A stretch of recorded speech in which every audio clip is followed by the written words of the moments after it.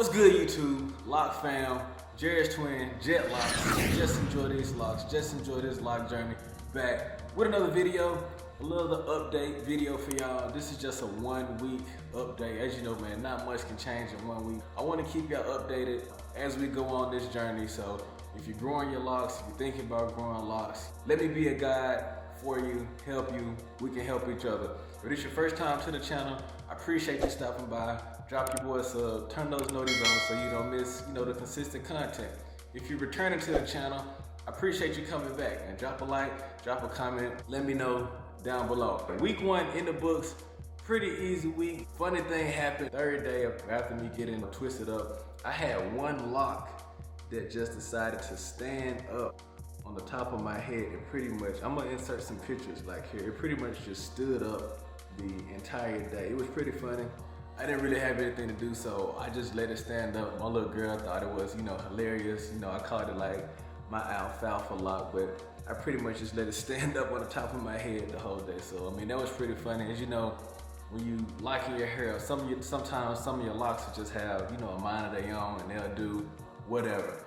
Something else happened. Actually, for the past few days, believe it or not, it's been raining in Southern California. Like, it's not supposed to happen, but it's been raining pretty much for 2 days, and I did have to go to the grocery store a couple times, so like my hair did get wet, like pretty wet.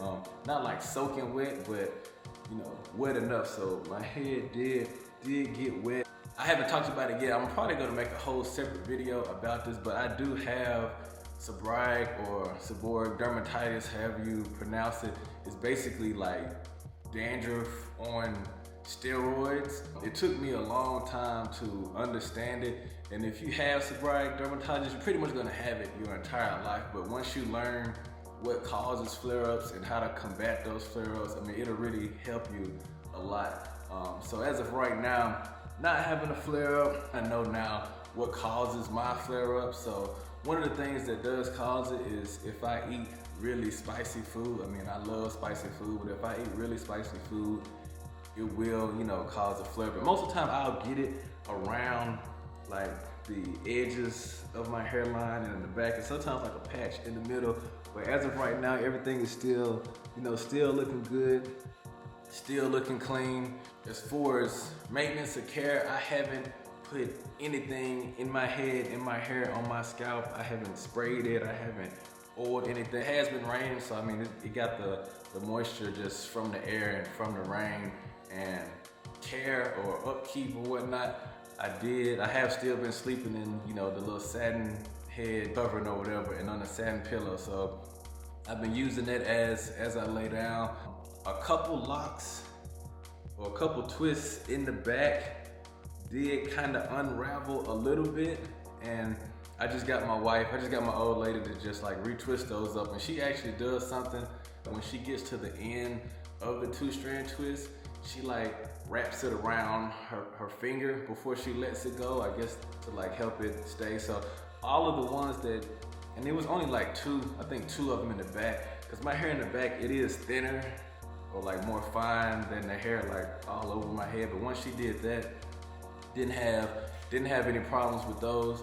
Didn't really have any like issues as far as like itching or anything like that. One night, and one thing I noticed also, like if I get really hot, my head will start to itch a little bit. And one of these days I was doing like some cleaning around the house, like really scrubbing, bathroom and stuff like that, and did get kind of heated. So I got like a little tingly in my scalp. It wasn't like a fire, it's just a little tingly. So just a little tap, knocked it out. But yeah, other than that, everything has been cool. I'm just looking at my phone to see if there was anything else I wanted to talk about. No, I feel like that was it. So I'm gonna give y'all a look of the locks, see what they're looking like at the end of week 1. Like I say, it's been pretty easy. Parts not defined. My wife, been looking at it. She also told me that a couple of these she can tell at the ends. They're kind of, sealing, and those will probably be the ones that will lock up, first. But we'll see. It's only been a week. I'm gonna try to give y'all a good little 360 or rotation so you can see like back, and also like these are the ones in the back. I don't know which ones exactly were the ones she retwisted, but all of them are pretty much in there now. But just so you can get a decent or good look, you know, what's been going on. Parts are still holding up pretty good. Don't know how many I have. We'll save that for a later time. We'll kind of count them to see how many. But yeah, just a little light update.